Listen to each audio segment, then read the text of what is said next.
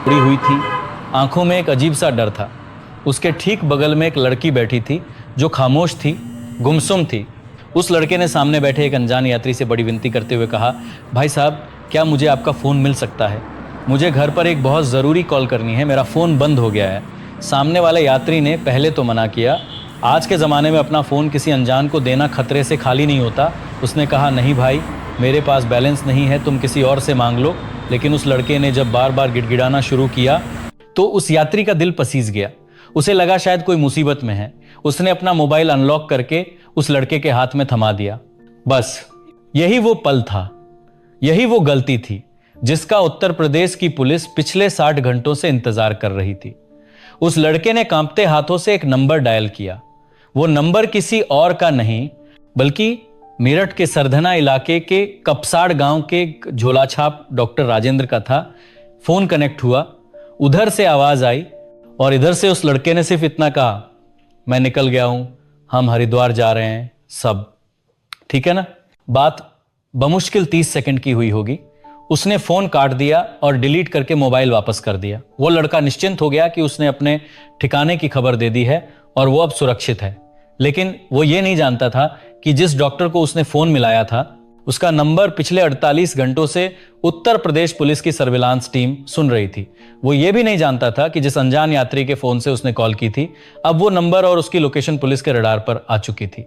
ये call trace होते ही मेरठ से लेकर हरिद्वार तक पुलिस के वायरलेस सेट घनघना उठे। लोकेशन ट्रेस हो गई है, रुड़की स्टेशन, ट्रेन निकलने वाली है, उसे किसी भी हाल में जाने नहीं देना है। दोस्तों, यह कहानी सिर्फ एक फोन कॉल या गिरफ्तारी की नहीं है। यह कहानी है उस खौफनाक मंजर की जिसने पश्चिमी उत्तर प्रदेश के एक गांव को छावनी में तब्दील कर दिया। यह कहानी है एक मां की ममता की जिसने अपनी बेटी की सुरक्षा के लिए अपनी जान की बाजी लगा दी। यह कहानी है उस बेटी की जिसके सामने उसकी मां की नृशंस हत्या कर दी गई। और यह कहानी है उस समाज की जहां प्यार, नफरत, जाति और सियासत ने मिलकर एक ऐसा तांडव मचाया कि हर किसी की रूह कांप गई। आज मैं आपको मेरठ के बहुचर्चित कपसाड़ कांड की एक एक परत खोलकर बताऊंगा। वो सच जो अब तक छिपा हुआ था, वो दर्द जो खबरों की सुर्खियों में कहीं दब गया। कहानी की असली शुरुआत होती है इस गिरफ्तारी से ठीक 2 दिन पहले। तारीख थी 8 जनवरी 2026, दिन गुरुवार, जगह उत्तर प्रदेश का मेरठ जिला, थाना सरधना और गांव कपसाड़।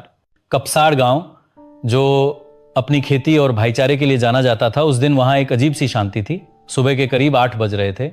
सर्दियां अपने शबाब पर थीं। गांव के लोग अपने अपने काम में लगे थे। इसी गांव में रहने वाली सुनीता देवी, जिनकी उम्र करीब 45 साल थी, अपने घर के काम निपटा कर खेत की तरफ जा रही थी। उनके साथ उनकी 20-21 साल की बेटी रूबी भी थी।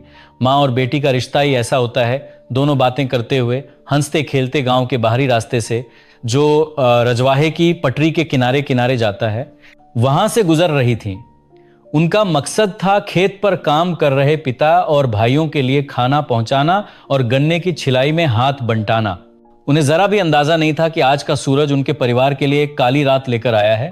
वो लोग खेत के रास्ते पर चल ही रहे थे कि अचानक पीछे से एक सफेद रंग की कार आती है। गांव के कच्चे रास्ते पर कार की रफ्तार सामान्य से थोड़ी ज्यादा थी।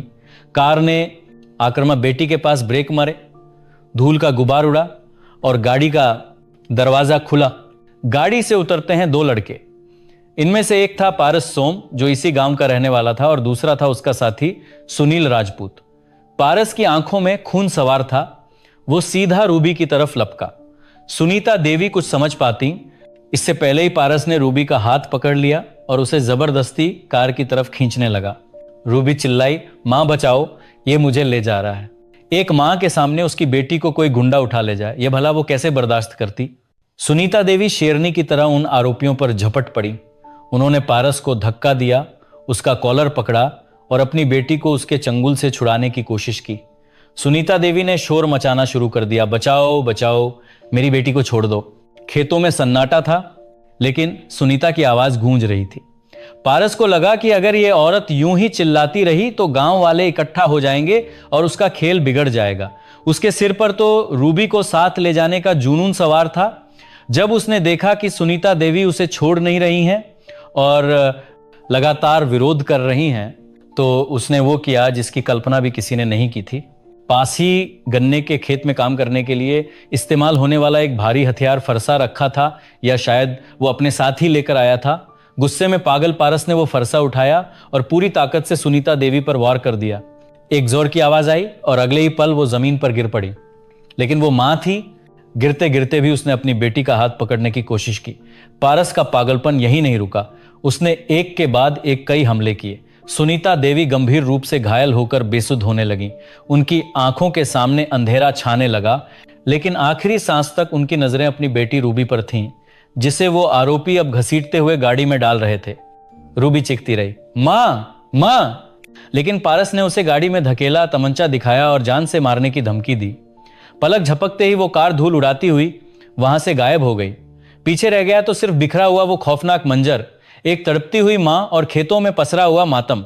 थोड़ी ही देर बाद सुनीता देवी का बेटा नरसी, जो शायद कुछ दूरी पर था या पीछे आ रहा था, वो मौके पर पहुंचता है। वहां का मंजर देखकर उसके पैरों तले जमीन खिसक गई।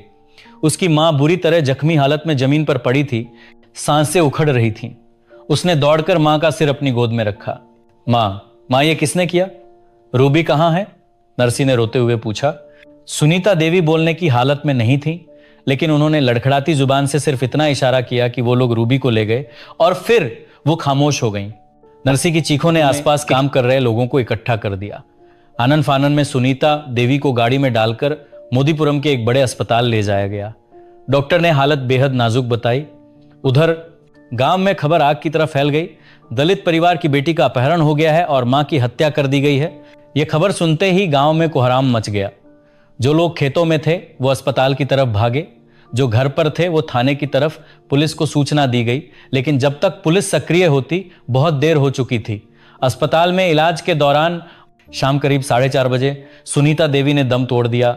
जैसे ही मौत की खबर बाहर आई, वहां मौजूद भीड़ का गुस्सा 7वें आसमान पर पहुंच गया। यह अब सिर्फ एक हत्या का मामला नहीं बचा था, यह दो जातियों के बीच का संघर्ष बनता जा रहा था। पीड़ित परिवार का आरोप था कि गांव के दबंगों ने, जो ऊंची जाति के हैं, उन्होंने हमारी बेटी की इज्जत को निशाना बनाया और विरोध करने पर मां को मार डाला। अस्पताल के बाहर खड़ी एम्बुलेंस में गुस्से में आई भीड़ ने तोड़फोड़ शुरू कर दी। हालात बिगड़ते देख मेरठ के एसएसपी, एसपी देहात और तमाम बड़े अधिकारी मौके पर पहुंचे। उन्होंने परिवार को समझाने की कोशिश की, लेकिन परिवार की एक ही जिद थी, जब तक हमारी बेटी वापस नहीं आती और कातिल पकड़े नहीं जाते, हम मां का अंतिम संस्कार नहीं करेंगे। हमें अपनी बेटी जिंदा चाहिए और अभी चाहिए। पुलिस के हाथ पांव फूल गए थे। एक तरफ मर्डर, तरफ अपहरण और तीसरी तरफ कानून व्यवस्था का बिगड़ता हुआ माहौल।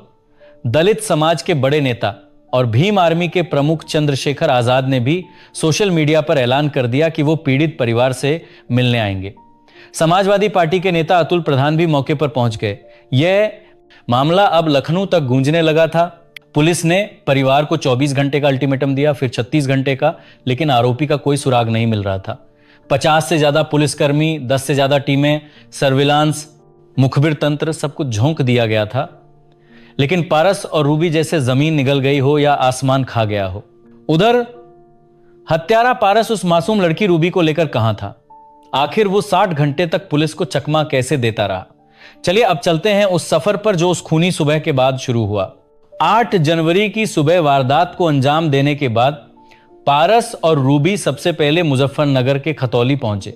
पारस शातिर था, वो जानता था कि मेरठ पुलिस सबसे पहले आसपास के इलाकों में नाकेबंदी करेगी, इसलिए उसने सीधे हाईवे पकड़ा और दिल्ली की तरफ निकल गया। रूबी पूरी तरह से दहशत में थी।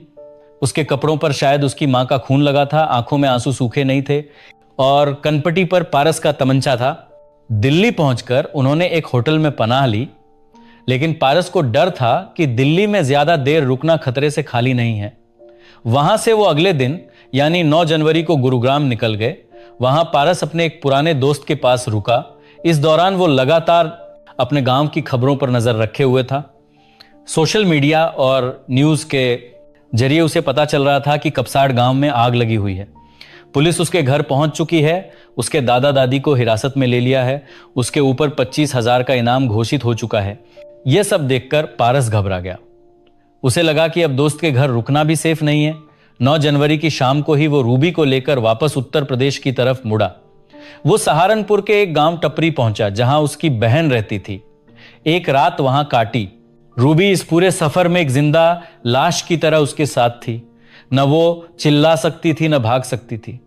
पारस ने उसे साफ कह दिया था, अगर मुंह खोला तो जैसे तेरी मां को मारा है, तेरे बाप और भाई को भी मार दूंगा। वो बेचारी लड़की अपने परिवार की सलामती के लिए खामोश रही, उस आरोपी के साथ साए की तरह चलती रही। अगली सुबह यानी 10 जनवरी, पुलिस का दबाव बढ़ता जा रहा था। चंद्रशेखर आजाद गांव पहुंचने की कोशिश कर रहे थे।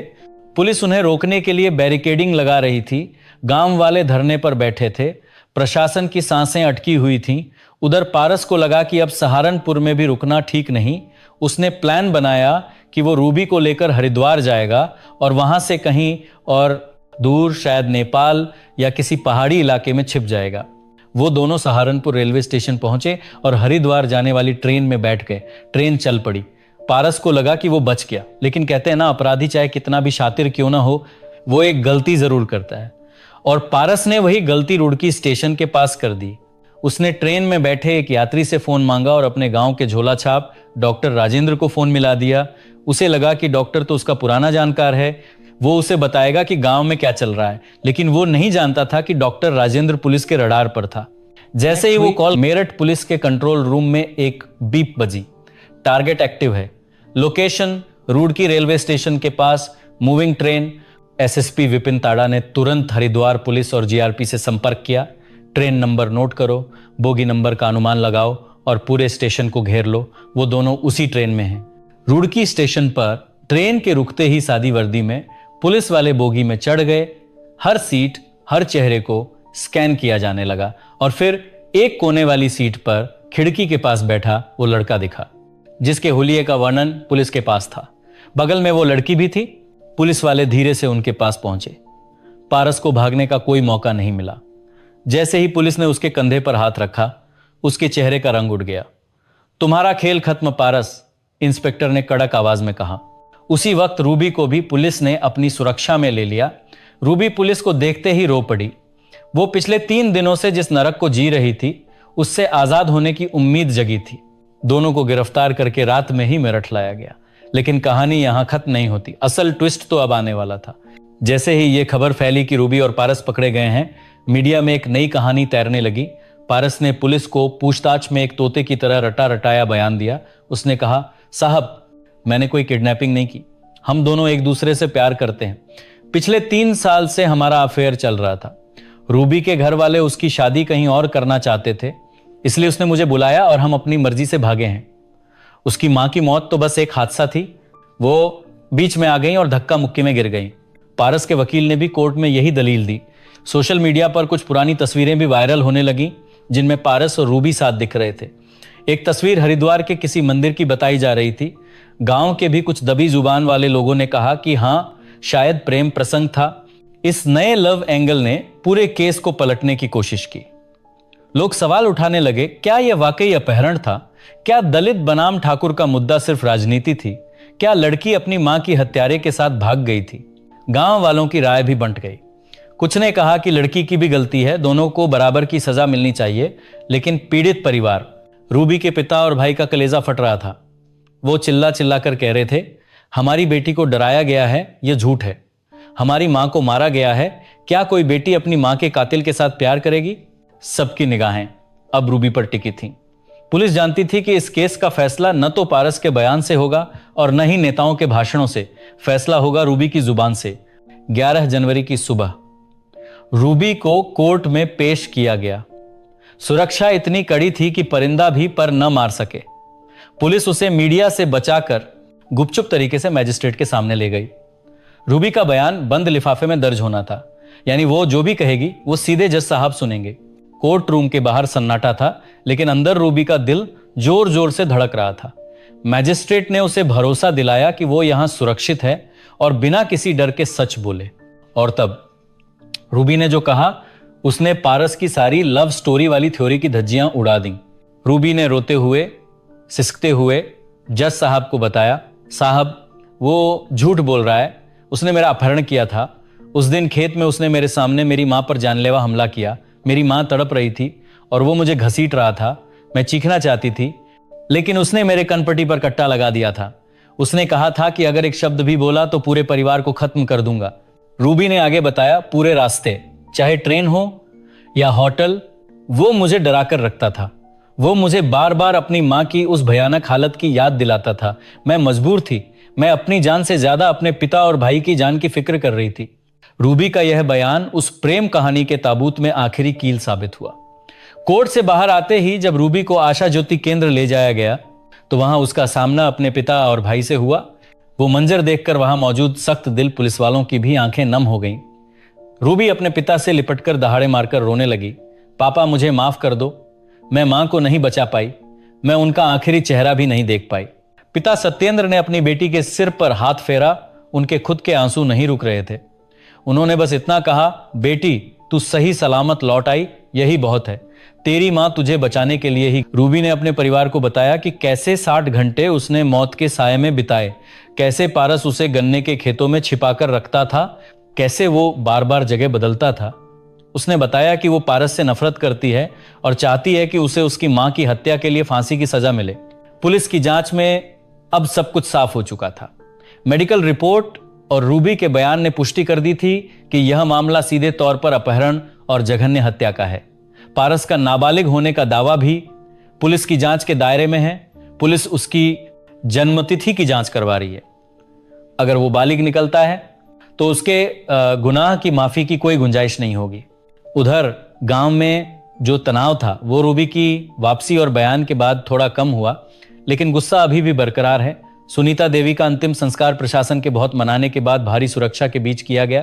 परिवार को 1 लाख का चेक, नेताओं की तरफ से मदद के वादे मिले, लेकिन क्या कोई दौलत उस मां को वापस ला सकती है?